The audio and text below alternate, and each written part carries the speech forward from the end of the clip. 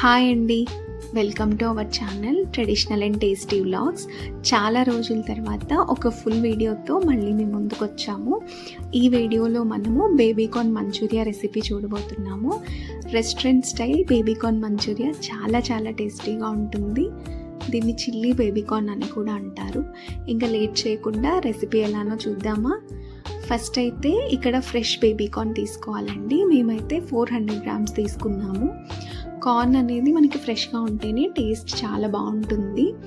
First baby corn తీసుకొని ఇక్కడ చూపిస్తున్న విధంగా పీసెస్ లాగా చేసుకోవాలి. మేము తీసుకున్న బేబీకార్న్ అయితే మరీ లావుగా లేవు, మరీ సన్నగా లేవు. అందుకే మేము మధ్యలోకి స్లిట్ చేసి దాన్ని మళ్ళీ 2 పీసెస్ లాగా చేసుకున్నాము. ఇక్కడ చూపిస్తున్నా చూడండి, ఈ విధంగా పీసెస్ చేసుకోవాలి. కార్న్ అన్ని పీసెస్గా కట్ చేసుకున్న తర్వాత ఒక బౌల్లో వాటర్ తీసుకొని అందులో కొద్దిగా సాల్ట్ వేసి ఈ కట్ చేసుకున్న కార్న్ పీసెస్ని ఆ వాటర్లో వేయాలి. వీటిని కొంచెం బాయిల్ అయ్యేంత వరకు ఉంచి మనం మళ్ళీ స్టెయిన్ చేసుకోవాలి.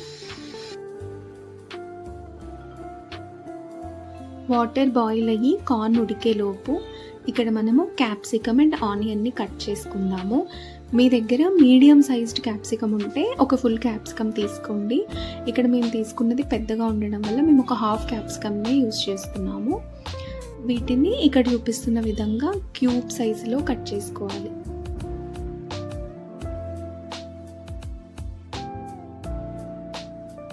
ఇప్పుడు క్యాప్సికమ్ని కట్ చేసాం కదా, ఆనియన్ని కూడా తీసుకొని పైన పీల్ తీసేసి సేమ్ క్యాప్సికమ్ సైజులో ఉండేటట్టే ముక్కలుగా కట్ చేసుకోవాలి.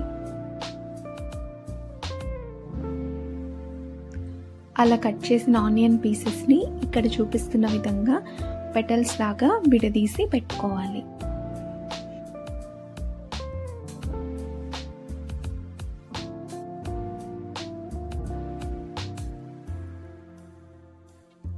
ఇప్పుడు గ్రీన్ చిల్లీని కూడా స్లిట్ చేసి పీసెస్లా కట్ చేసి తీసుకోవాలి.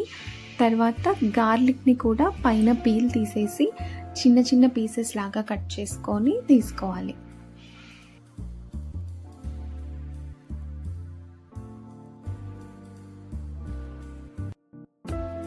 ఇప్పుడు మనం కట్ చేసుకున్న capsicum, onion, green chilli, garlic అలాగే కొద్దిగా కరివేపాకు మంచూరియా ప్రిపరేషన్కి అన్నీ రెడీగా పెట్టుకోవాలి.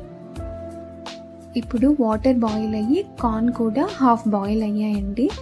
ఇప్పుడు వీటిని మనము స్ట్రెయిన్ చేసుకొని కొద్దిగా చల్లారేంత వరకు పక్కన పెట్టుకోవాలి. ఇప్పుడు ఒక మిక్సింగ్ బౌల్ తీసుకొని 2 tablespoons cornflour, 2 tablespoons maida, టేస్ట్కి తగ్గట్టుగా సాల్ట్, కొద్దిగా మిరియాల పొడి ఇవన్నీ వేసి మనము కార్న్ పైన కోట్ చేసే విధంగా ఈ పిండిని కలిపి ఉంచుకోవాలి. ఇక్కడ చూపిస్తున్న విధంగా కొద్దిగా వాటర్ పోసుకుంటూ సాస్ కన్సిస్టెన్సీ వచ్చేంత వరకు ఈ పిండిని కలుపుకోవాలి. ఇక్కడ చూస్తున్నారు కదా, మనం పిండిని ఈ కన్సిస్టెన్సీలో కలుపుకుంటే ఇది కార్న్ పైన మంచిగా కోట్ అయ్యి చాలా బాగుంటుంది. ఇప్పుడు ఈ కలిపిన పిండిలో మనం స్ట్రెయిన్ చేసి చల్లార పెట్టుకున్న బేబీకార్న్ని వేసి చక్కగా కార్న్ అంతటికి కోట్ అయ్యేటట్టు మంచిగా కలుపుకోవాలి. అలా కలుపుకున్న బేబీకార్న్ని స్టవ్ మీద కడాయి పెట్టి ఆయిల్ హీట్ చేసుకొని ఆయిల్ బాగా హీట్ అయిన తర్వాతనే మనం కార్న్ వేసుకోవాలండి. ఆయిల్ సరిగ్గా వేడెక్కకపోతే అవి ఒకదానికొకటి అతుక్కొని సరిగ్గా ఫ్రై అవ్వవు. ఇక్కడ చూస్తున్నారు కదా, ఇలా మనకి గోల్డెన్ బ్రౌన్ కలర్ రాగానే మనం ఆయిల్లోంచి తీసేసుకోవాలి.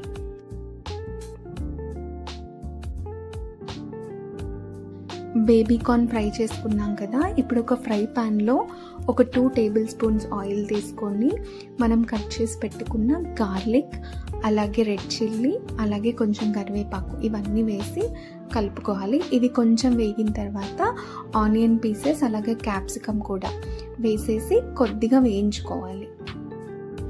అవి కొద్దిగా వేగగానే ఇప్పుడు అందులో మనం 1 స్పూన్ ధనియాలు జీలకర్ర పొడి, టేస్ట్కి తగ్గట్టుగా సాల్ట్, కొద్దిగా కారం, కొంచెం మిరియాల పొడి, ఒక 2 స్పూన్స్ నిమ్మరసం, కొద్దిగా టమాటో కెచప్ వేసుకోవాలి. ఇక్కడ మేము సోయా సాస్ అయితే వేయట్లేదండి, దాని బదులుగా మేము నిమ్మరసం వాడుతున్నాము.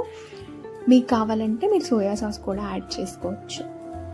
వీటిని బాగా కలిపి కొద్దిగా వాటర్ పోసి కొంచెం సేపు బాయిల్ చేసుకోవాలి.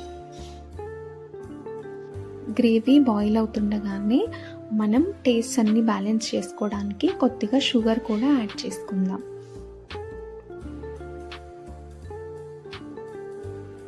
గ్రేవీ ఒక థిక్ కన్సిస్టెన్సీ రాగానే మనం ఫ్రై చేసి పెట్టుకున్న బేబీ కార్న్ని కూడా వేసుకోవాలి.